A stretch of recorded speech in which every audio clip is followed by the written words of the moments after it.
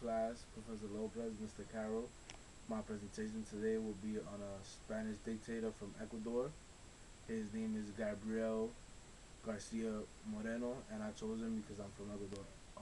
First, he was born in 1921, and he was born in Guayaquil, New York.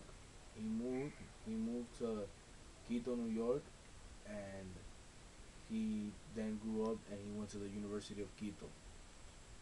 At this time, he he majored in law and theology. His majors helped him develop his ideal that liberalism, which was going on as a movement throughout Southern American countries, liberalism, he was against it and he was not for it. He thought that it should be banned and that everything should be Catholic. He was a very Catholic person. At this time, he was a very good speaker. He would go out, talk about um, Catholic, the Vatican Church, how everything should be Catholic religious. He was exiled from he was exiled from Ecuador in 1950 and sent to Europe. In Europe, at this time, he learned that he developed a more stronger ideal that um, against liberation. He came back in 1955 and he became the mayor of Quito. At this time, he now he started his chain up the ladder.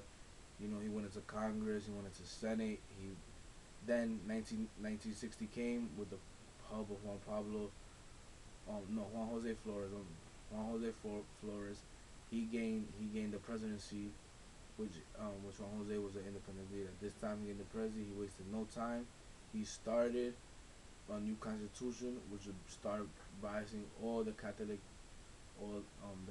ruling. He served in this term, his presidency term, from 1960 to 1860 to 1865. At this time, then he stopped, and he was all about just doing the Catholic presidency.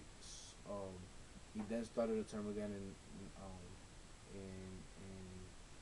he started a term again in 1870, and this is when he started his forms and going real strong with the Catholic Church. He began every he the only way that he thought Ecuador would prosper would be strong ties with the Vatican Church, Catholic everywhere. At this time, he had made, if you're not full Catholic, you're not a full citizen, which means you don't have no freedom of speech, no nothing. Congress was basically there to approve his decisions.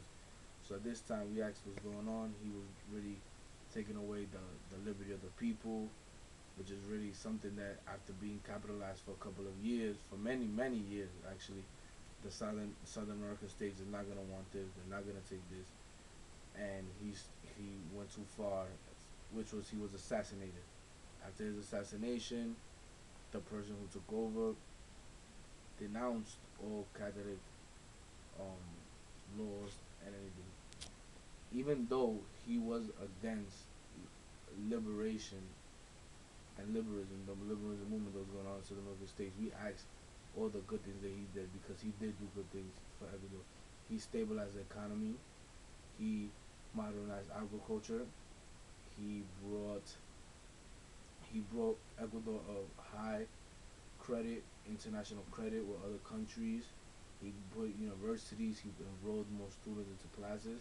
So we can see the up and downs that he did as a dictator in in as a dictator in Ecuador. But we were asked why would he be against liberation. I wouldn't I at this time might not really know with that, but since he was against liberation, it was probably just to keep things in order, probably to keep people in line. Though everybody should be allowed freedom of speech. So he was assassinated with machetes, knives, guns, and pistols, and it was much like a massacre. If you go to YouTube and type Gabriel Gabriel Garcia Moreno, you will see a mini play, miniature play of how it was, and it's very very disturbing the way he was assassinated. This being for a group of rebels that didn't want this to go on. I now thank you, class. I hope that you comment, and if you have any questions, this is a video. You can just post it, and I'll be sure to answer. Thank you, Professor Nova. Thank you, Carol. Have a good one.